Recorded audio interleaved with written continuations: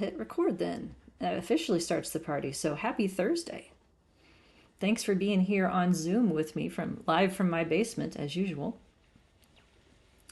I have the syllabus up so we can look at what's upcoming in terms of our schedule. So the next thing on the agenda is formative assessment number 4. That is available for you in Icon. If you could please finish that by Monday night, we can talk about it on Tuesday, and the TAs are going to lead that discussion.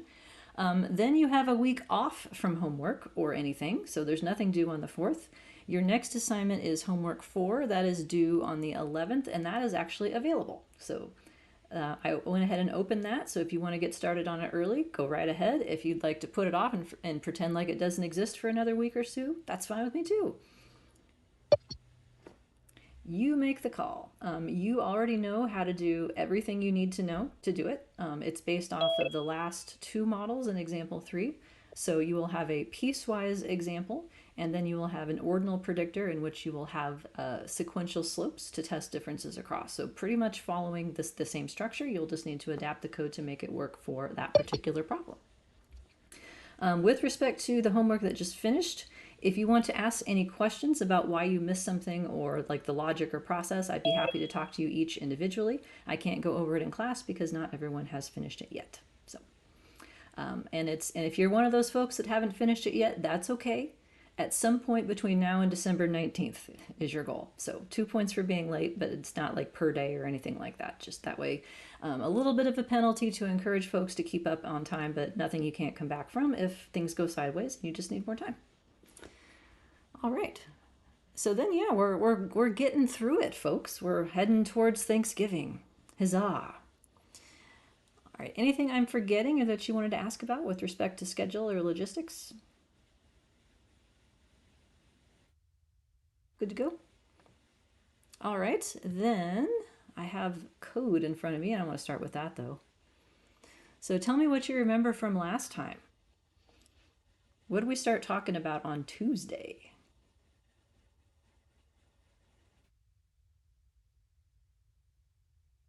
The first thing that comes to mind for me is Randall over garage, but I realize that that sounds ridiculous without the context behind it. What do you remember from last time? I'll take words, gestures, letters. I really like I've been talking about the whole this is us and Pearson correlation and how it all made sense. Yeah, and it's totally Pearson's. Their last name is the Pearson, and it's like Pearson correlation. It's like a nice tie-in. Yeah. So why was I talking about a television show? I was using it as an analogy for what? Don't be shy. You can talk. You can type.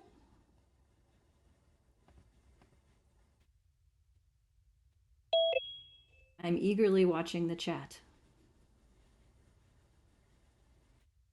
I wish it had the 3 dots.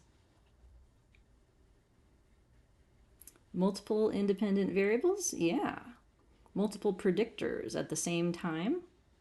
And up until this point, the only time in which we had multiple predictors were when they pertained to the same conceptual variable. So for instance, if you have 3 groups as a predictor, like a grouping variable, and you want to differentiate the means of those 3 groups, then you would require 2 slopes to do that. But like conceptually, it's just one idea still, like it's group as the predictor in the model. So we are changing into predictor models where we have different kinds of predictors at the same time. And why would we want to do that? Ways to tell how much of an outcome is because of one of several predictors? Yeah, I like that as an explanation. Effect size. Effect size is for multiple predictors at the same time. So original question, why would we want to do this? Why would we want multiple predictors in the same model? Life is complicated. Life is complicated. Yeah, I would agree with that. There are, in non-experimental settings, when you're dealing with measured variables in particular, there are a lot of things in life that are related to each other. So if you want to try to examine why something is related to something else, trying to rule out reasons that are beside the point can be accomplished by controlling for other predictors. So is it the phenomenon, or is it all the associated stuff with the phenomenon? That's the question. One of the issues, though, is that we have to think about how related the predictors are in the first place. Do we want our predictors to be highly related to each other or not related to each other? Which would be preferable? Yeah, not related, because to the extent that they are more strongly related to each other as predictors, it becomes harder and harder to figure out what each brings to the table uniquely. What that translates to is large standard errors, because standard errors take into account the overlap of the predictors as one of the things that's in the denominator. So if there is a lot of overlap, then the standard error for a predictor slope would be higher than if there's less overlap. That's not something we can control, though, necessarily. Yeah, less overlap because conditional probability is hard. I'll agree with that. A lot of this stuff is hard. Am I right? Or it can be. Trying to keep track of R and eta and omega and all the different letters and things. That can be hard. So yes, effect sizes is one way to talk about that. The question is, how do we divvy up what is unique and what it's relative to? So should we do a little bit of reviewing of what we covered last time? Would that be helpful to hear it again? Yeah. I should continue to assume that you don't have complete and perfect recall of every word I've ever said. I should continue that. Yeah, okay, that's fair. I don't have perfect recall of things I said like 5 minutes ago. So that's why I end up saying things differently, because I have low internal consistency sometimes. All right. So we don't need to go back through all this stuff. We'll go to This Is Us. So yes, Randall over Garage. I'm using the Pearson fictional family here as a way to make the idea of variance explained and variance attributed a little more concrete. So the story I was telling is, let's say that we need to clean the house, and each person was to receive a reward for each room that they cleaned independently, and the goal for the family was to clean at least 8 of the 10 rooms in the house. So here's what I would predict would happen based on my knowledge of the characters. So 3 of the characters would try to clean 1 room all by themselves, their room. Randall is always the overachiever in the family, so he did a lot of the rooms. And then the question is, what do we do about the rooms that were cleaned in common? Now we can't give individual credit for the rooms that were in common. Like if 2 different people said I cleaned the living room, we shouldn't give out a reward to each of them. There's no, if we don't know for sure who cleaned it, then that wouldn't be fair. However, it does still contribute to the overall goal of having the house clean. So I'm using this as an analogy, like having how much of your house got cleaned is like how much of your outcome variance got explained. And we want to worry about 2 different things in this process. One is how much of the house got cleaned. So overall, how much variance was explained. And we answer that question the same way. So it is the effect of all the slopes in the model working together. So in the Venn diagram over here, the model R square, which tells you what proportion of the house got cleaned, what proportion of the outcome variance got explained, is the part that X1 does uniquely, that's A. The part that X2 does uniquely is B. What they both share in common as it relates to Y is area C here. So it's not just that X1 and X2 are related. C is specifically the overlap of them with the outcome variable. So C would be like the living room that 2 different people said they cleaned.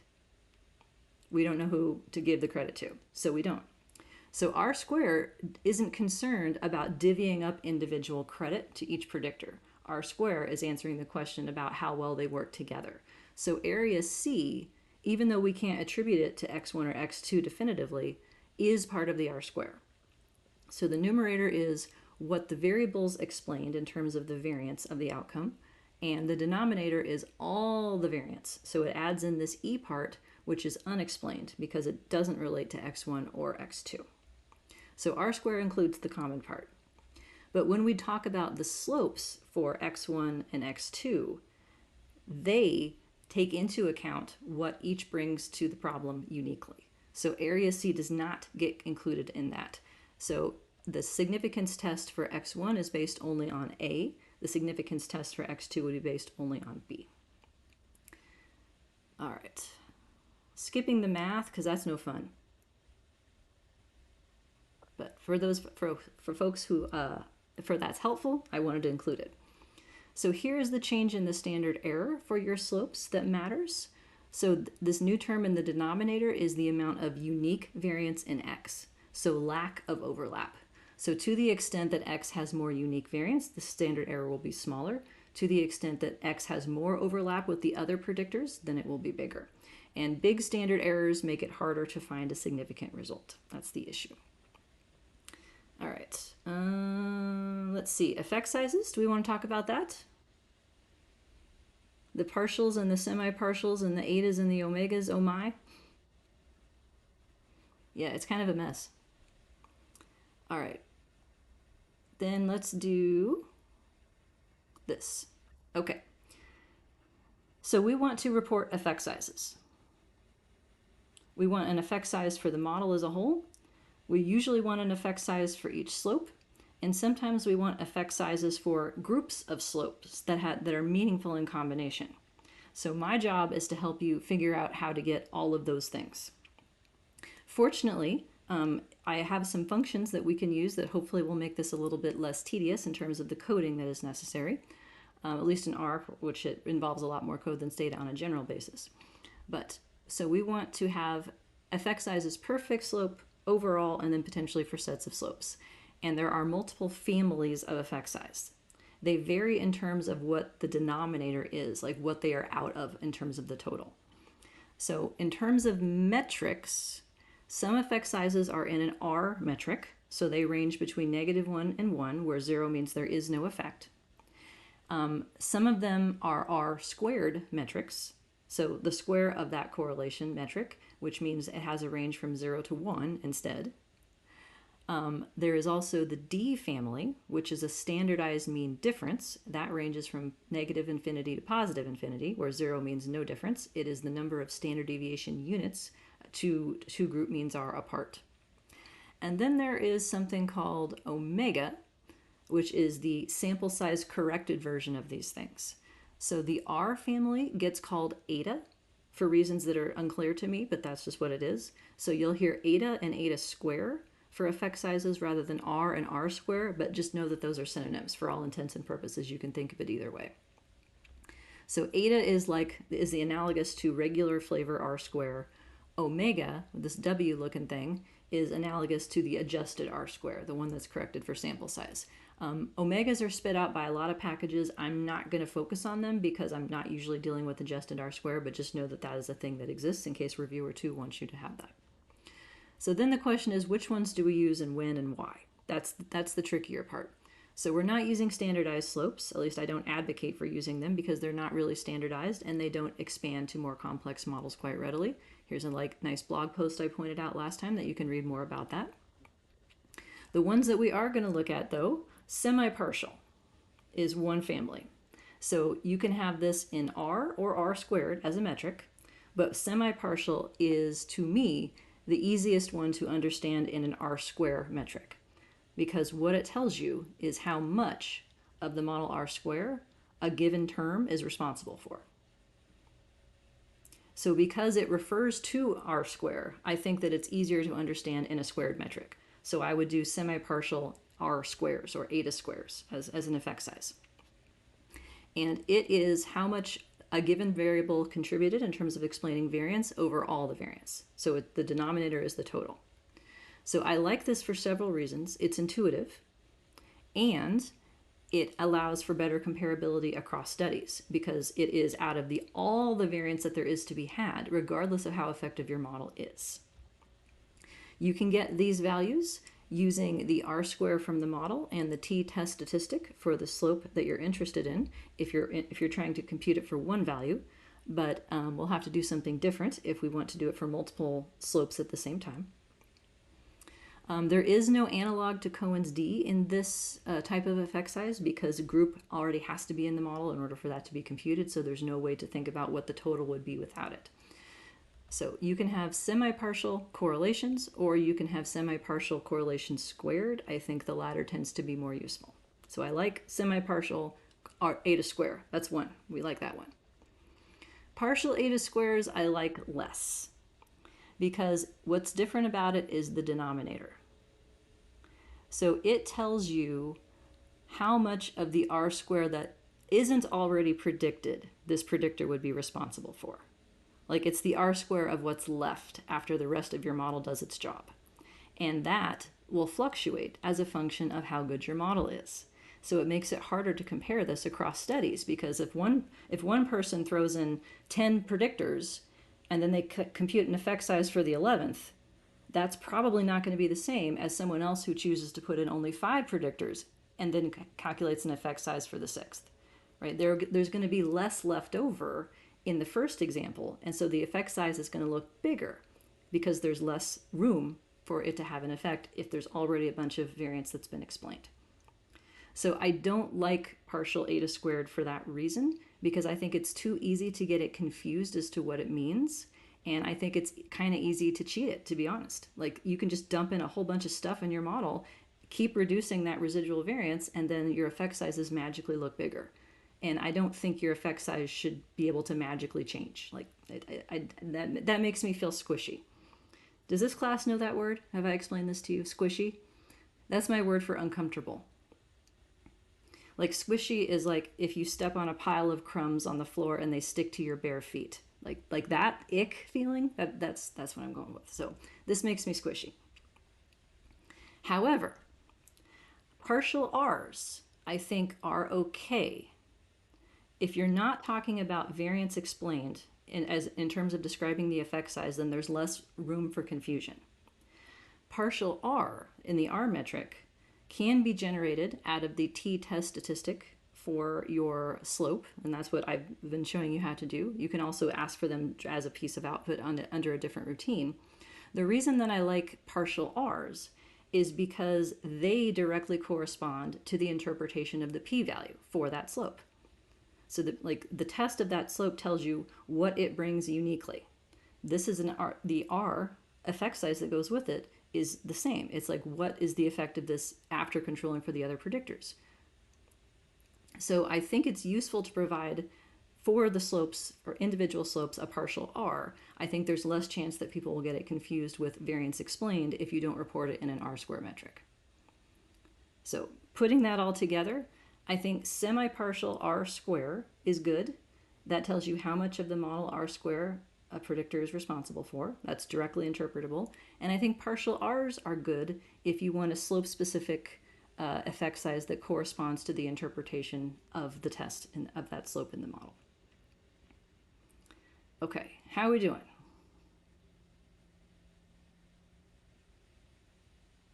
So? Yeah, so. That's it. That's exactly on target. Is Cohen's d always 2t? The formula for it? Yes. Yeah, so Cohen's d, by the way, let me explain the language on this slide because I could be confusing. No, it's 2t.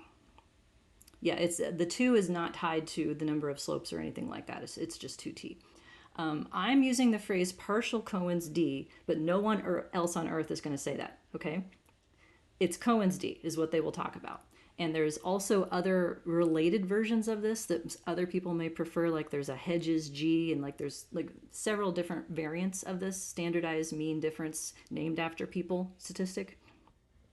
But I'm throwing the word partial in here because that is the family that Cohen's d belongs to. It's unique in that sense. There's no analog to the semi-partial version of that. So that's why I have this on here, is to sort of make that tie, but don't call it partial Cohen's d. No one else does on Earth. The other one, so that you may see, is Cohen's f squared, and this is Randall over Garage, we've decided. So this is how much a slope accounted for relative to what's left, and that makes little sense to me. It ranges, like it's not bounded at 1. So like even in the example that I gave, like if Randall cleaned 4 rooms and there's 1 room left over, like this f squared thing is going to be 4. And that's not a proportion of anything. So It's where Randall has a panic attack because he can't figure out how much more he can do. Yeah, well, he probably ran out of energy before he got to the garage. All right, so this was the math then that show you how the effect sizes change. So in my example, 10 rooms is the size of the house. That's like all the variance that there is in the outcome. And I had Randall as a predictor claimed 4 rooms, Kevin as a predictor claimed 1 room. They both said that they claimed the same 2 rooms, so that's the C part, and then there's 3 rooms that would be left over in this slide. So just with this here. So semi-partial eta square, that's what SR2 is in this notation. So S instead of P for semi-partial, and then R, and then squared, because it's a R squared metric. So it would be that Randall explained 40% of the variance. He cleaned 40% of the house. Like, that is straightforward, I think. Likewise, Kevin cleaned 10% of the house. Cool. Now the other one is harder to explain. Randall cleaned 57% of the house that Kevin didn't. And Kevin cleaned 25% of the house that Randall didn't. So that would depend. You can see that this caveat in here would make it non-comparable. Like, we have to know how much Kevin did for this to make sense. And if Kevin is replaced by a different predictor in a different study, then there's potentially less variance eligible to be explained by Randall or another predictor in that study. So this part makes it, I think, harder to parse. All right. Okay, questions or comments?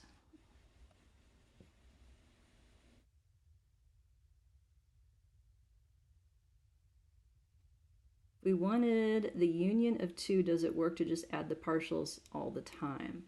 No. No, we cannot add the effect sizes together, actually. So that is I'm trying to get out of the slide deck. There we go.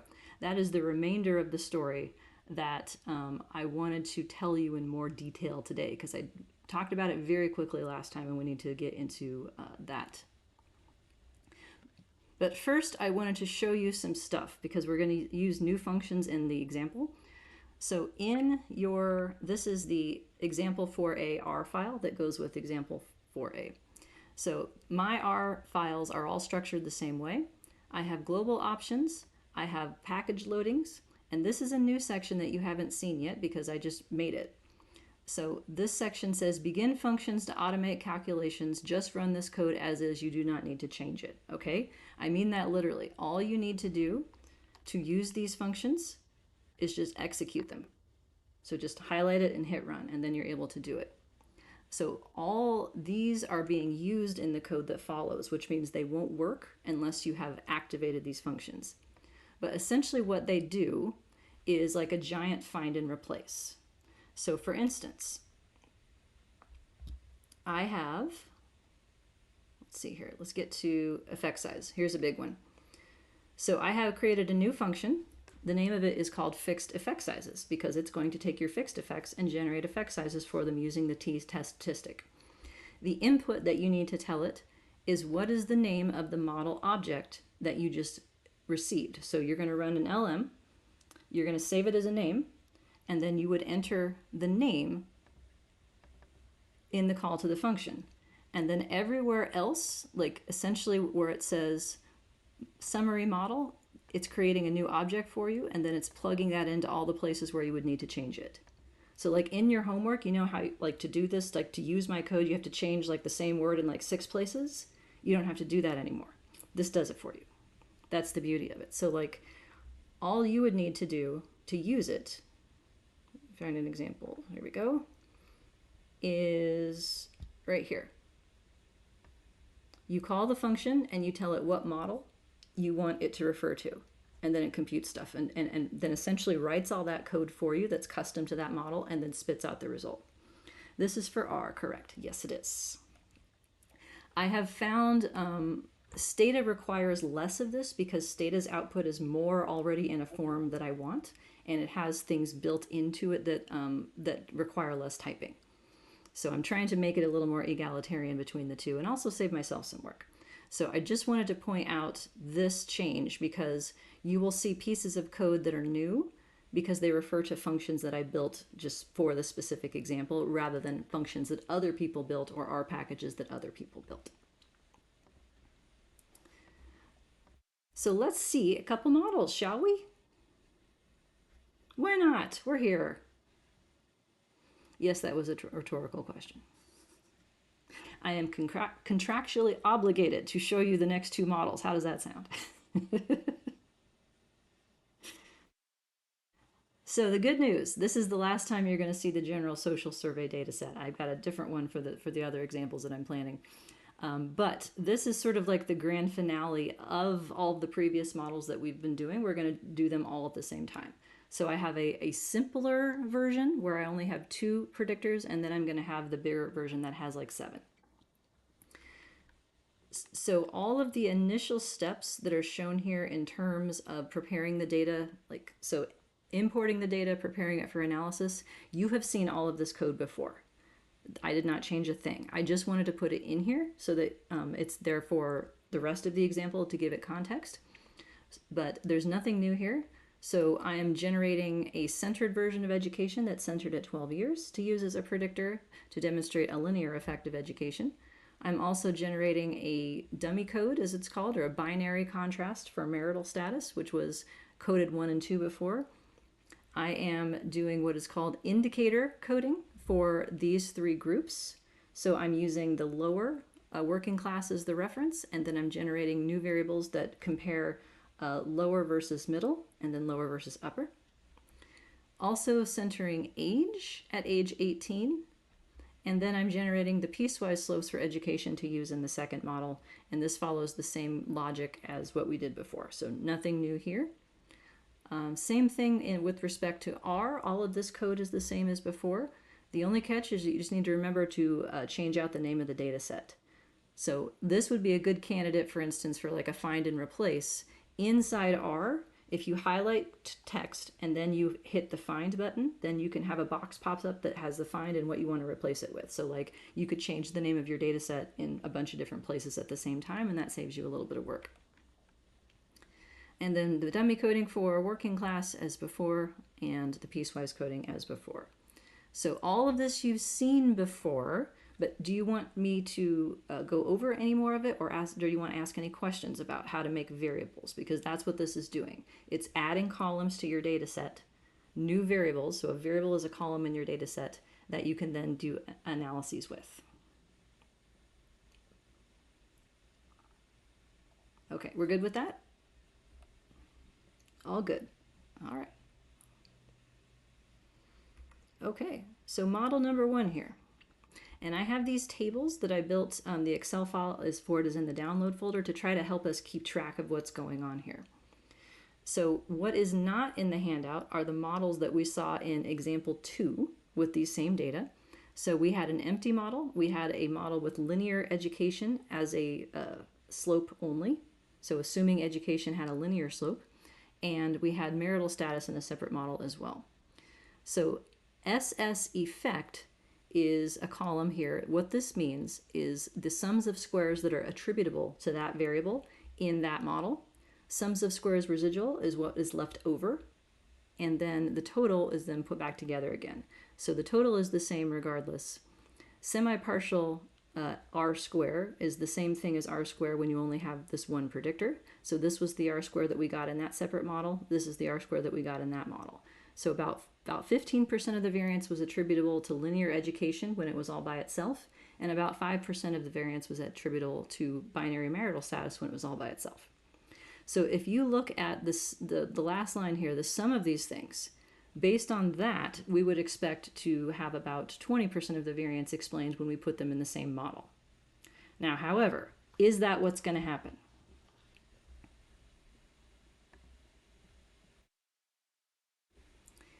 Is this number right here, the 0.1986, is that going to be my R square when I put these 2 variables in the same model? That'd be too easy, right? Yeah, no, it's not. Because only under one situation would it be the model R square, be this total after adding together what happened in separate models. One situation when that would occur. Can you guess what that is?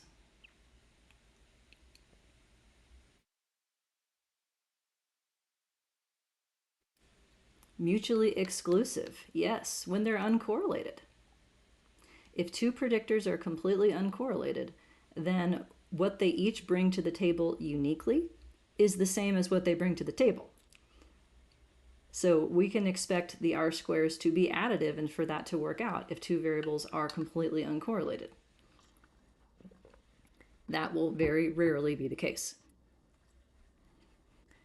So let's see what happens then when we do put them together, what we end up with. So this is the combined model that we're fitting here.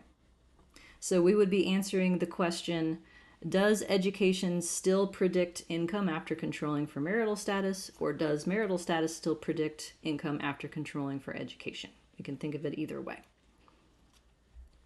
How well do these two things work together to predict income would be a third type of question that we can answer.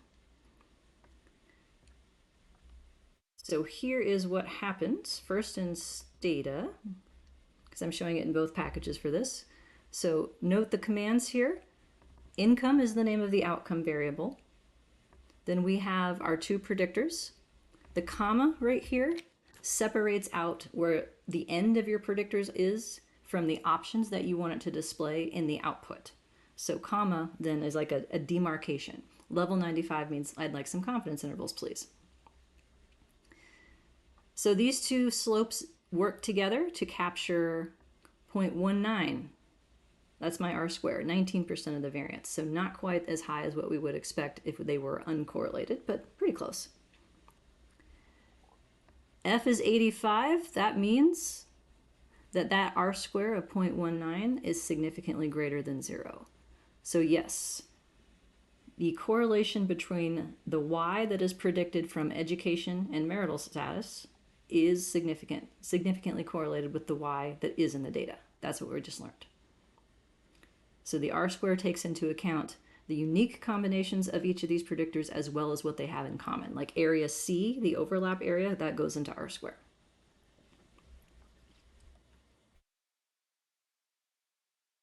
In terms of the solution, let's make this bigger. There, very large. My intercept is 11. Question, would the result be the same if education was not center adjusted? What do we think? Depends on which result you're referring to. Are you referring to the R square or are you referring to the fixed effects? R square? Yeah, what do you think, folks? If I forgot to center education, yep, there it is. If I use the uncentered version instead, would the R square change?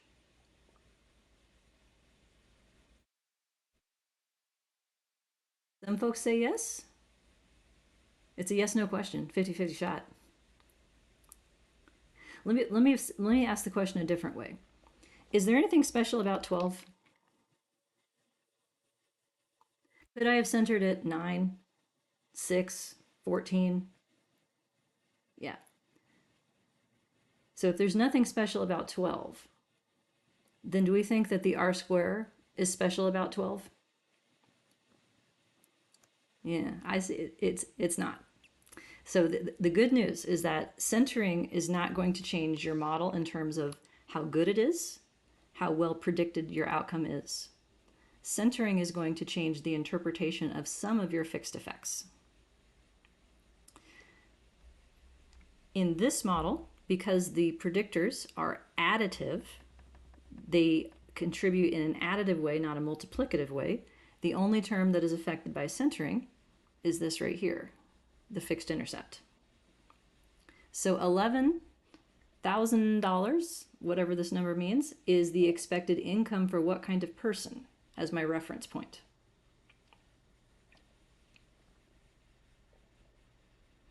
A person with what two characteristics in this case?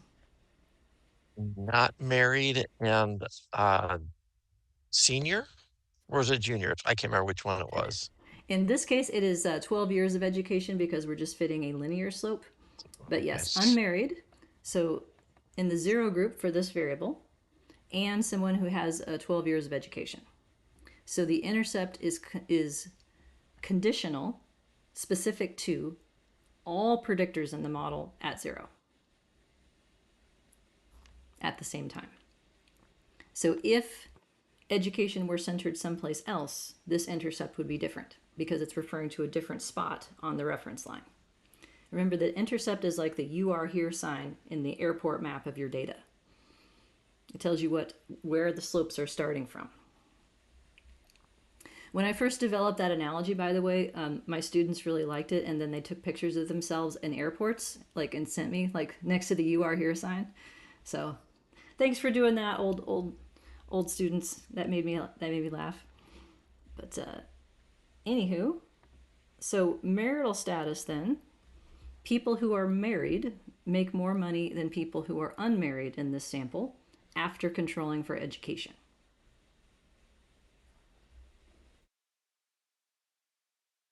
So everything is significant in this case. And the way that I'm wording this matters. So this is the difference between the 0 group and the 1 group. But to interpret the direction of the difference correctly, I have to say it this way. The slope tells you how the 1 group differs from the 0 group. Cough, cough, homework question. How the 1 group differs from the 0 group. Has to be that way. Otherwise, the coefficient would be negative if the 2 groups were switched. So the 1 group makes $5.69 thousand more than the 0 group in this example. Education then, after controlling for marital status for every additional year of education, your income is predicted to go up by 1.77. So this is a linear slope of education. Not saying it's a great idea, but it's an example. So each of these conceptual predictors requires only one slope to describe its relationship to the outcome. Education, because we're saying it has a linear effect, that's a testable assumption. And marital status, because it is a binary variable, it can only have a linear effect. There's only one possible difference between 0 and 1. That means that the computation and interpretation of effect sizes in this case is going to be relatively straightforward. Okay, how are we doing so far? This isn't so bad, right? Just 2 predictors in the model at the same time? That's not so bad. So Stata users, your analogy to the functions I showed earlier. Let me explain what this code is doing. So this first part here, that is saving the results of your analysis to an object inside Stata. It's not your data set though. It's like a separate place, but it's still stored in memory. And all of the coefficients and their standard errors and everything from the output is stored in this object. So now matrix list, I'm asking it to be printed so I can see how it's organized. That way I can tell it how to get to those numbers to use them to do math to compute effect sizes. So this is the object that it printed.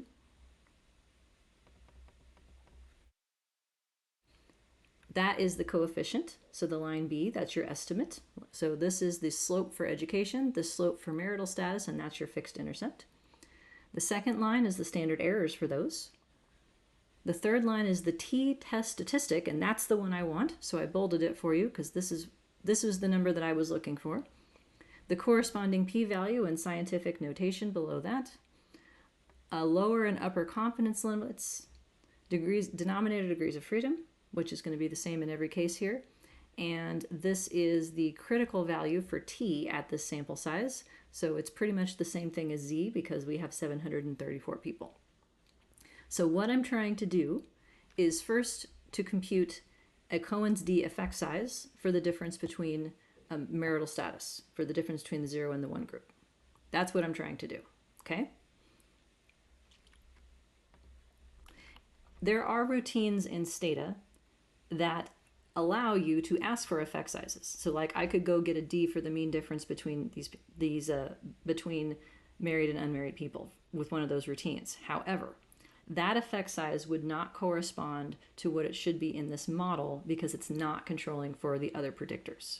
So the approach that I'm showing you is generating effect sizes that are specific to the model and everything in it, not just the bivariate effect size that you would get if you took the variable in isolation and wanted to see how different the means were on that outcome.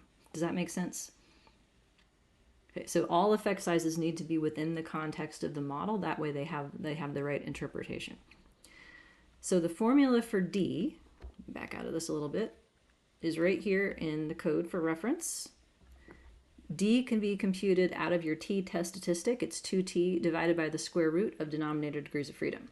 So that means I need to say, hey, Stata, can you take this number and multiply it by 2 and then go divide by that number? That's what I'm telling it to do. So the code below accomplishes that. So display, and you can type DI for short, by the way, but I write my code so that it's as transparent as possible. I'm adding a label. So in quotes here, the red text, that is a label that I wrote to be printed on my output so that I have a context for what this number means. And so then to compute the D, I am referring to the spot in that matrix above where it is. So it's row 3, column 2, gets me to the t-test statistic that I need. That's right here. Divided by square root is a function that Stata recognizes. Denominator degrees of freedom, which is given in row 7, column 2. So the trick to getting this right, I think, is to print this object so that you can see exactly where the numbers are that you want to access, because they're going to move around as a function of what is in your model. I can tell you that the fixed intercept is always going to be last because it orders it that way in the output, but the order of the other predictors would differ based on how you wrote it. So it will follow your order in most cases, I believe. So then the number that it computed is 0.45. So that is in a D standardized mean difference. It means that these two groups are about a half a standard deviation apart with respect to their average income. Will the rows be fixed? From the regress command, yes. Everything I've seen has this same structure. It's just a question of how many columns there are. If in other types of commands, so like I've started using this in my longitudinal class, which uses a command called mixed, it's different. Like what is saved is different because it's a different type of model. But I believe within the same class of models, it should have the same structure. Okay, Stata folks, any questions on that much?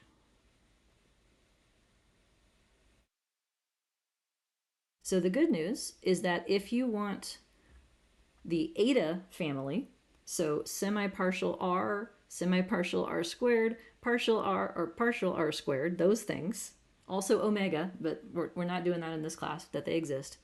There is a separate routine that will spit those out for you that you don't have to go and access the numbers and do stuff. So I found that. It is called P-core. So I told it essentially what my model was. Income is the outcome variable, and then these are the two other variables that I want. And so this is consistent with the model in terms of what the effect sizes mean. So the first column is partial correlation. I bolded that because that is what I would report for each of these slopes. It tells you the effect of that variable in a standardized metric after controlling for all the other variables. So partial correlations range from -1 to 1. The next column over is a semi-partial correlation. I don't have any use for those at the moment. Then we get partial correlation squared, which I also think is not as useful. And then we get over to semi-partial correlation squared. And that's the one I like. That tells me, I know I have opinions. I know what they say about opinions though, and I'm not going to say it on the tape. Semi-partial correlation squared tells you how much of the R squared that predictor is uniquely responsible for. So the model as a whole accounted for about 19% of the variance in income. 13.96% of that is attributable to education. 0.04 is the effect size here, so 4.23% is attributable to marital status. Note that these numbers do not sum up to the 0.19. because R square includes the common part that neither of these gets individual credit for.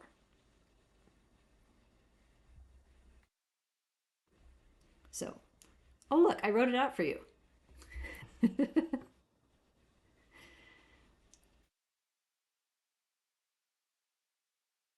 So that example is nice and tidy, relatively speaking, in Stata. Our folks are going to be very happy with me, I think, because it's gotten even tighter. I like that one today. So in R, here's my formula to generate a linear model that has centered education and marital status as my two predictors. So we just include them with the plus signs, just like normal. The object that I am saving is called model 1. So in R, by default in RStudio, your environment is on the right-hand side in the top pane. By the way, you can move those windows around to be wherever you'd like and customize the appearance of various things. But if you click on model 1 in R, like an arrow button that'll drop down, and you can see all the stuff that is saved in there as that object. So it saves everything you could ever need out of your analysis for you when you do this. The trick is trying to figure out where in those objects stuff is.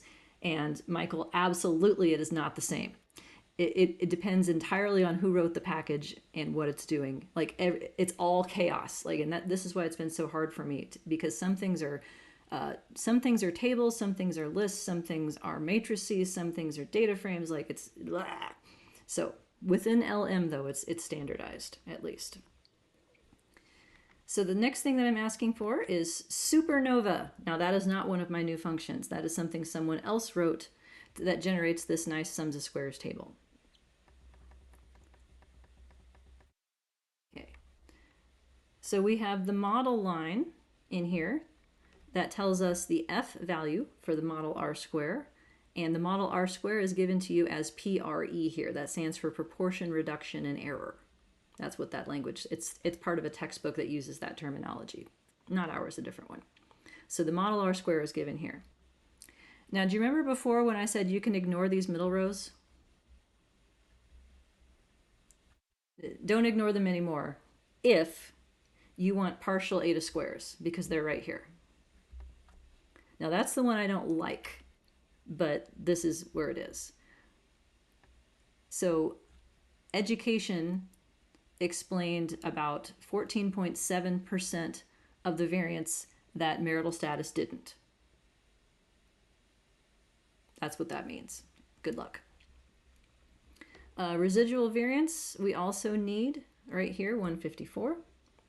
So the summary of this table that you would see in a results section, for instance, would look like this.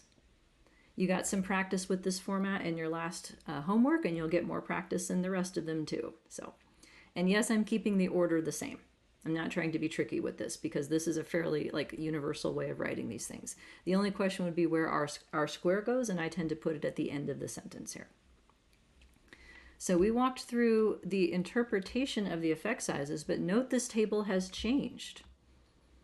So I am using a new function here. I named my function summary CI, and what it does, let me show you. Go back to this.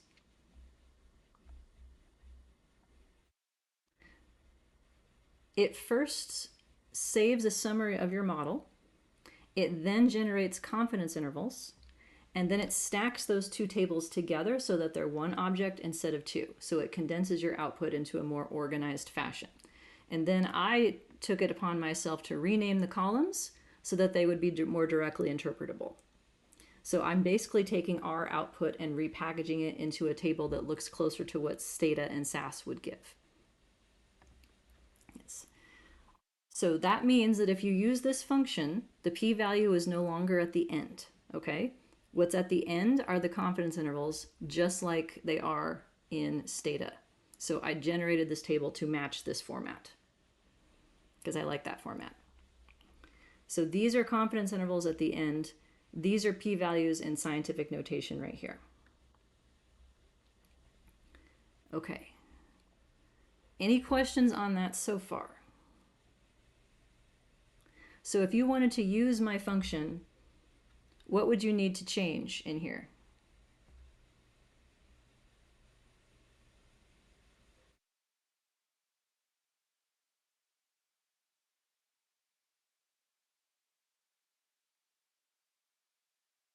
Name of model 1. Yeah, that's it. This. Because then it's going to take that and find and replace in all the spots in the code where it would refer to that specific model. It defaults to 95% confidence intervals. So if you don't specify that, that's what you will get. But I have it here for transparency. So this new piece of output is a result of that function. This is the one that I'm most proud of. Fixed effect sizes. There they all are. All of them. So what I did is take the estimate and the p-value from the table above and reprint it so that you have a context for what the effect is that you are trying to get an effect size for. And then I computed the rest of these and named them accordingly. So partial D, again, to make the point that it's analogous to partial R, but don't call it that, it's called Cohen's D. Partial R, semi-partial R, partial R squared, and semi-partial R squared. In case folks want to use this who have different opinions as to which one they prefer, I gave you them all. Now what you don't have to do anything to change is inside this function. So what I am doing behind the scenes is accessing the t value for each of those fixed effects and then feeding that into the formula for D and feeding that into the formula for partial R square and semi-partial R square, then computing, removing extra variables and adding squared versions and then relabeling everything. So this should replace the long, tedious code that you had in example 3 where you had to change the name of the model object in about 17 different places. So to use this function, you just change the name of the model, and I believe it should work. This is specific to general linear models, though. It does not expand to other kinds, so it's meant for this class in particular. So then if we look at from this perspective, there's the D that I wanted from Stata. The semi-partial R square is the last column. That's the amount of variance that the each predictor explained. And by the way, for the intercept, you can just ignore all of these. They're computed using the same thing, but they don't mean anything. I left the intercept in the table just so that you would have the same order of things and not get confused as to which row is which. But effect sizes for an intercept don't make any kind of sense. They're telling you about explained variance, and intercepts don't do that. So here is a result then that puts it all together in terms of what happens with the full model versus each of the individual components to it. So each of these predictors accounted for this much information when they were put together, and the sum of the sum of what they contribute is less than the R square because the R square includes the common part. Okay. Questions or comments? Now this is the relatively more straightforward example. And I say that because in this model, go back up to what the model is. One second, there it is. In this model, I have two different predictors, but each predictor only needs one slope to describe its relationship to the outcome. So I don't have to worry about like overlap or things that are in common the way that I do if each predictor requires more than one slope, which is the next example. So everything that I just did, we're going to do again in the next model, but then I have to add some more stuff to it to get effect sizes for conceptual predictors as opposed to specific slopes. So let me show you this. Ta-da! It's your first 7 predictor model. Now, can we just take a minute and look at this? Because had I shown you that this was coming on like the first day of class, this would have been very intimidating, right? But now you're like, oh yeah, no, it's fine. It's fine. It's totally fine. There's 7 slopes. It's fine. Now, how many conceptual predictors are in here? Looks fun. Yeah. So I would say these two map onto working class as one idea. So working class has 3 groups to it, 3 categories. That way it needs 2 slopes to differentiate those 3 groups. The third would be redundant because it's a linear combination. I have age and age squared that describes the relationship between income and age. And the reason that I have that is because a linear effect of age would not make sense in this context. Based on my knowledge of this area and life, I expect that people who are younger make less money. People who are older and do not, particularly if you're retired, may make less money. And somewhere in the middle is the good spot. And that's what it looked like in these data. So a quadratic model approximates a function that goes up and comes back down, or that goes down and comes back up. And then third, instead of having a linear effect of education, which doesn't make any sense either, given that it's not going to keep improving your income at the same rate regardless, I have these three piecewise slopes. So to me, this model has three predictors: working class, age, and education. But it takes 7 slopes to put those relationships into the analysis. That was your 3, exactly. Yeah, I saw it. I was just getting there.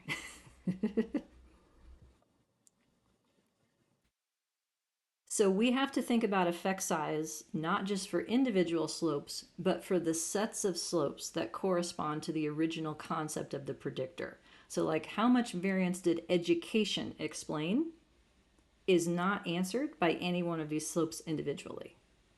How much variance age explained is not answered by either of the age slopes individually. So some of the effect sizes that my code generates are not going to be actually correct or relevant in this case because of the overlap of these predictors. So this gets a slightly more complicated as a result. So here's the model on the whole in both packages again. So note the code to do this is not any different, it's just longer. Don't forget your comma. We have degrees of freedom numerator of 7. And why is it 7?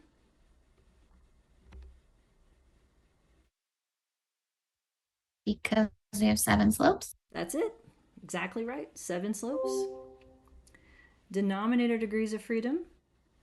We have room, given our 734 people, to add 726 more slopes if we want to. That's what that means. Do not recommend 726 more slopes, but that is how you would fully predict this variable. And the total by here is 733 because it's subtracting off the fixed intercept, because that's always in all of the models. You need to know what the mean is to be able to compute the variance of anything. Now, is this a good model?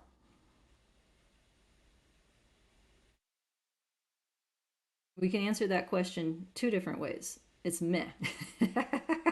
I would agree. In the social sciences, though, this is a good model. Let's put it that way. Those of you from the harder sciences where there's more control can expect R-squares that are much larger. We don't have those dreams. So I can answer that question 2 different ways. One is more of a binary. Is the model significant? Meaning, do the 7 slopes together significantly predict income? And F is a per slope ratio, by the way. So 42 is my F, that's pretty good. So yes, they significantly predict income. By how much is an effect size question, and that's answerable with R-square. So this R-square is the highest one we've seen yet. About 29% of the variance in income is attributable to working class, age, and education.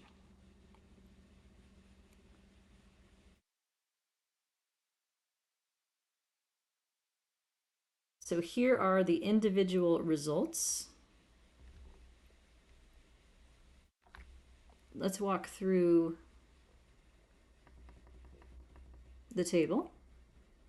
First off, constant. Anything look unexpected to you about this result? The constant is negative 3.68.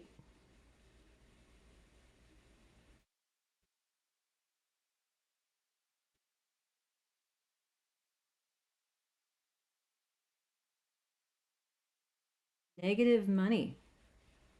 Yeah. The reference person, who is 18, rated themselves as in the low group, and had an 11th grade education is predicted to make negative $3,680 some dollars debt. Yeah, well, that sounds about right then when you put it that way. Young and not well educated. Yep, that's that's what I made at Walmart my first year in college. I worked in the Walmart shoe department when I was 18. Made $5.25 an hour. Good times. We all have to start somewhere. But no, you can't have negative money. So this could be a function of a couple different things. One is that the model isn't a good representation of the data. Like we have linear slopes for education, for instance, that should probably be bendy. That's one big problem. Or it could be that like there's nobody in that quadrant that has like all of those attributes. And so we're extrapolating past where there is data. So this isn't something that is necessarily going to be solved by centering. It would be something that would have to be addressed by a different model. Then otherwise, the interpretation of these slopes is the same as what they were in the separate analyses. So low versus middle and low versus upper, those are differentiating the working class groups. So I would say the one that is after the V, the one group, in my notation, I always have it as 0 versus 1. And I use letters to keep track of the names of the groups so that I don't have to remember what 1 and 2 and 3 mean. Are high school kids that have not even graduated yet. Yeah, so that would be someone with an 11, that would be someone either who is a junior and is 18, because you have to be 18 to be in the study, or they only got to junior year and they're 18 now. So low versus middle and low versus upper. So the middle group is higher by 6, is the way I would say that. It's the one group, how the one group differs from the 0 group. The upper group is higher by 7, and both of those things are significant. Age, here's a tricky one. This is the linear slope of age. Is that the end of the sentence, or do I need to keep talking?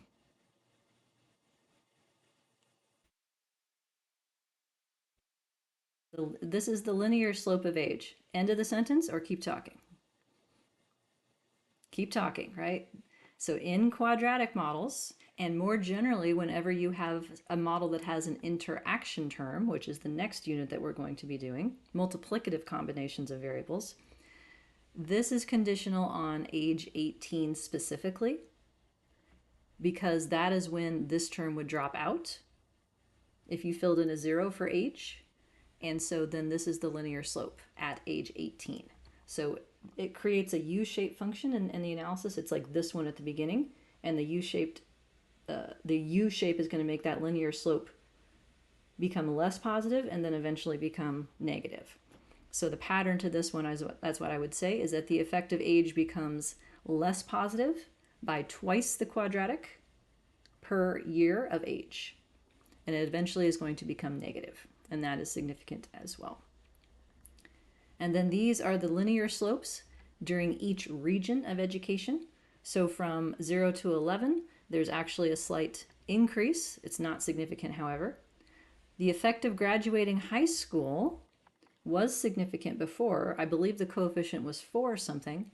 Now it is p-value of 0.07. Non-significant. You will see people say things like marginally significant or approaching significance or trending towards significance. No, don't do that. that will irritate some of your reviewers. You got to pick an alpha and go with it. Question about what is significant and non-significant. Okay, so yeah, this is tied to alpha. Alpha is your type 1 error rate that you set at the beginning, ideally before you even collect data. 0.05 is the most common type 1 error rate or alpha level. What that means is that less than 5% of the time, you would expect to see a slope that big if the true slope were 0. So you're declaring what is expected versus unexpected. So in terms of the language of significance, significant means unexpected. So that means you're in the tails of what would happen very rarely, less than alpha level % of the time. So what this result means is that if the true slope for the effect of graduating high school, so this is the difference between 11th grade and 12th grade, if that true slope were 0, I would get a slope of 3 7.3% of the time. A slope of 3 or greater, or -3 or smaller. Like it's the outsides, it's two tails. So P ranges from 0 to 1. P is significant if it's less than alpha, which is usually set at 0.05, and it is in your homework. Okay, I think I answered the questions that are coming. So yes, so then this one, if we used an alpha of 0.05, this p-value of 0.07 would be non-significant.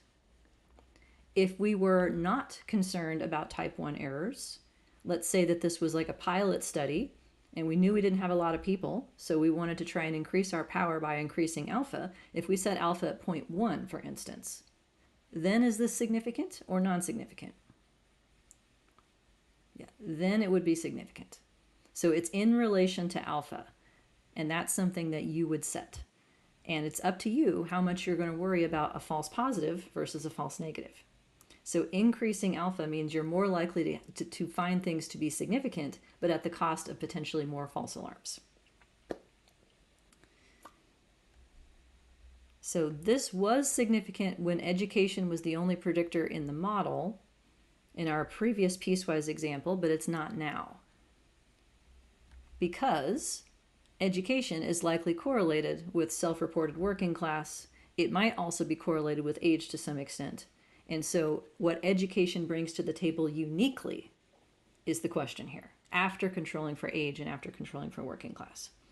Alpha in homework is always stated in the instructions, but it's always going to be 0.05 for this class, because that's not something I want to confuse people with.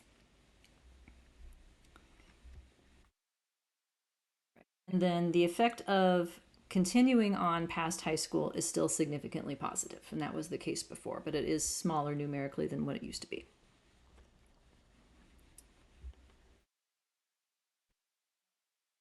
Questions on any of that? So in terms of what these columns mean, let me just review that one more time, and then I think we can wrap things up for today. Coefficient is the same thing as estimate. That is the value that is most likely given your data.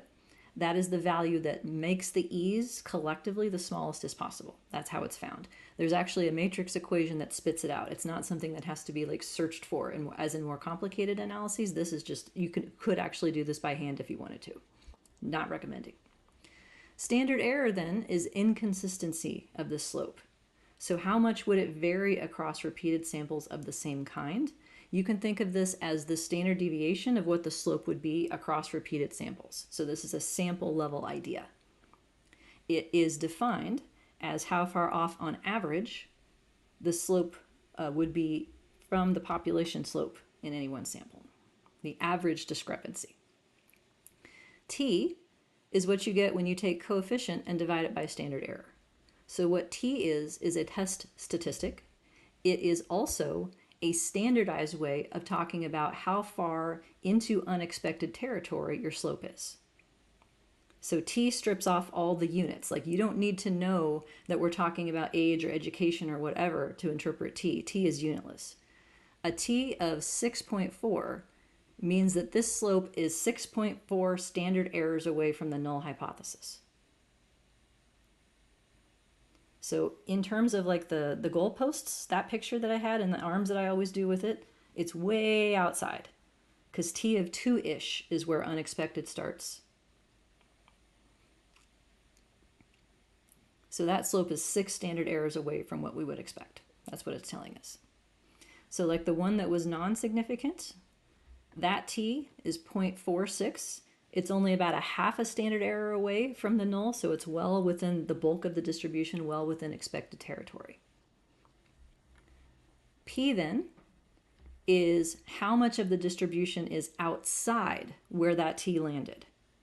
So how much is past 6, or instance, like, let's go out to this one. No, let's do one that's this one. This is easier. We'll do that one. So a T of 1.8 corresponds to a p-value of 0.073. What that means is that you would get a slope that is 1.8 standard errors away from the null in either direction about 7.3% of the time. So this is the probability of making a type 1 error right here. And then last but not least, confidence intervals, which are computed from the coefficient and the standard errors. And this gives you a sense as to how much that slope would fluctuate across samples. It's the interval that the population slope would be contained in 95% of the time. That's the formal definition. Some folks really like these. Some reviewers, some manuscripts, journals rather, insist that they be provided. So I just want you to know how to get them in case that happens. Okay, questions on any of that or anything?